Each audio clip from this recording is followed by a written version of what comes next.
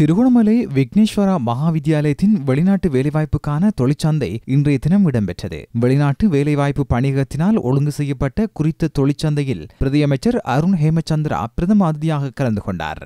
தொழில்துறை தொடர்பான பல்வேறு ஆலோசனைகளும் பதிவுகளும் அதன்போது இடம்பெற்றன. பார்லமெண்ட் உறுப்பினர் ரொஷான் ஹக்மீமனவும் நிகழ்வில் கலந்து கொண்டார்.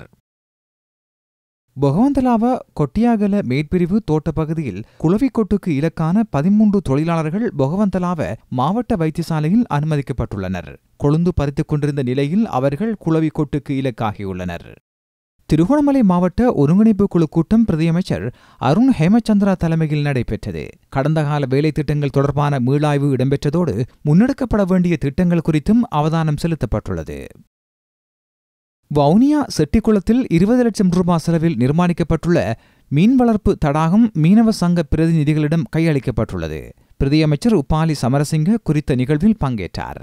நன்னீர் மீன் வளர்ப்பை ஊக்குவிக்கும் வகையில் வவுனியா செட்டிக்குளம் முகத்தான்குளம் கப்பாச்சி மீனவ சங்கத்திற்காக குறித்த மீன் வளர்ப்பு தடாகம் அமைக்கப்பட்டுள்ளது.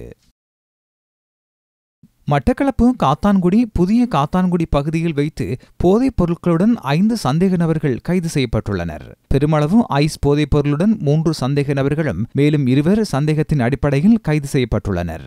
சந்தேக நபர்களை மட்டக்களப்பு நீதவான் நீதிமன்றத்தில் ஆஜர்படுத்த காத்தான்குடி போலீசார் நடவடிக்கை எடுத்துள்ளனர்.